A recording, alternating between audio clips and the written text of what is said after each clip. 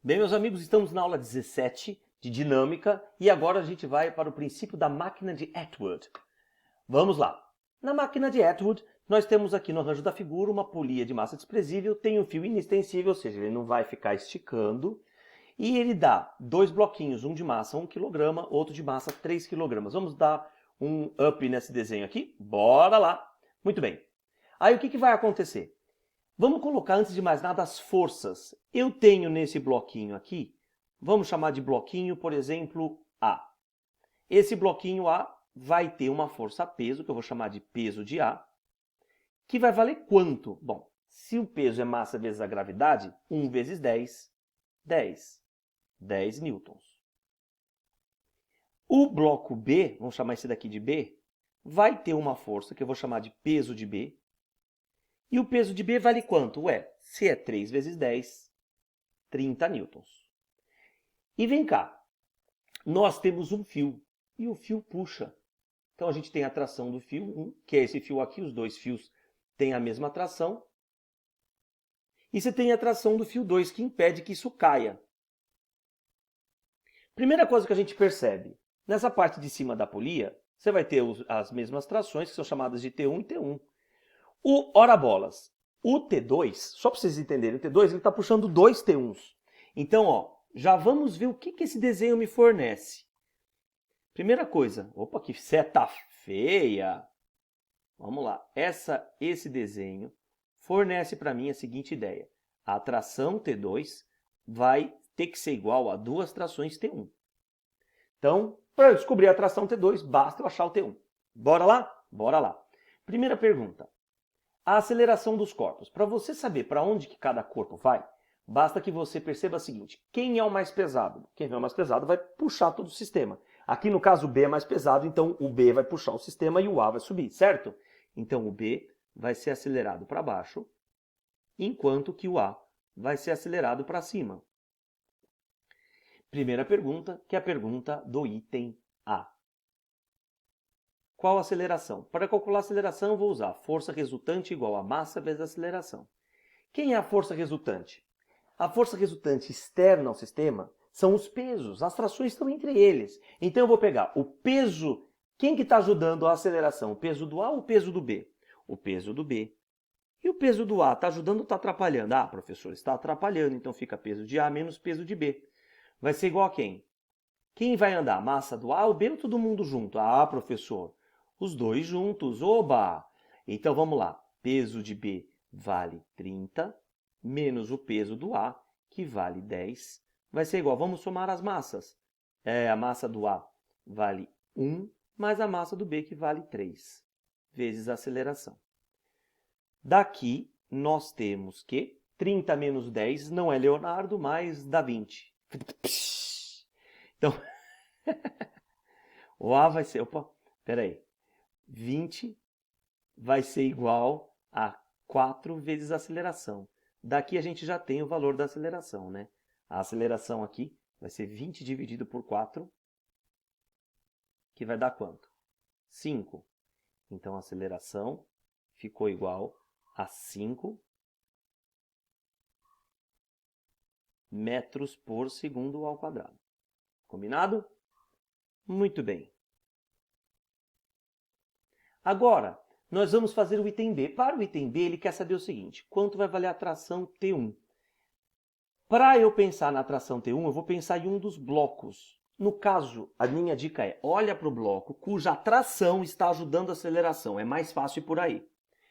Qual é o bloquinho? O bloquinho é o bloco A. Quando eu olho e observo o bloco A aqui, observa só. Quem é a força que ajuda a aceleração e quem é a força que atrapalha? Porque é essa a conta que eu vou fazer. Força resultante vai ser a massa do A vezes a aceleração. Quando a gente observa, a gente vai ver que a tração T1 ajuda e o peso de A atrapalha a aceleração, nesse caso aqui. Tá bom? Olha ali. Massa de A vezes a aceleração. Quanto que vai valer o peso do A? Ah, o peso do A vale 10. A massa do A vale 1 e a aceleração vale 5. 1 vezes 5, 5. 10 está negativo, passa positivo. A tração T1 ficou igual a 15 newtons. E para finalizar, ele pede para que se ache a tração T2, e como a gente viu ali no desenho, no começo da questão, certo? A tração T2 vai ser o dobro da tração T1. Sendo assim, a tração T2 vai ser igual a 30 newtons. Certo? Certo. Então, aqui fechou. Próximo. A próxima parte fala sobre força numa mola. Como é que a gente faz a força numa mola? Vamos explicar? Vamos explicar. Bora lá. Imaginem vocês o seguinte. Eu tenho aqui uma parede e um chão. E a mola, ela está paradinha aqui, ó. E eu coloco um bloquinho. Aí eu vou fazer uma força nessa mola. Uma força, professor? Sim, uma força na mola. Então, eu vou esticar a mola aqui, ó.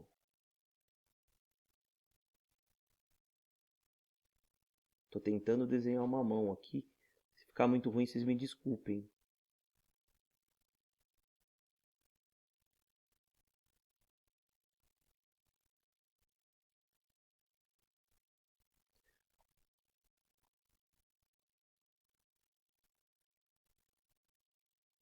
Botão. Aí, essa mão vai segurar o bloquinho. Ela estica o bloquinho, ó. Esticou o bloquinho, o que vai acontecer com a mola? Ah, professor, a mola também vai esticar, né? Eu estico o bloquinho e a mola estica. Quando a mola estica, a gente vai desenhar ela aqui, ó. Ela estica e vai fazer uma força de resistência. Para onde? Ela faz uma força de resistência para a esquerda, não é? Eu vou sentir uma força para a esquerda. Então, eu puxo esse bloquinho para cá, esse bloquinho vai fazer uma força, eu vou sentir uma força para lá. Essa força é a força chamada de força elástica.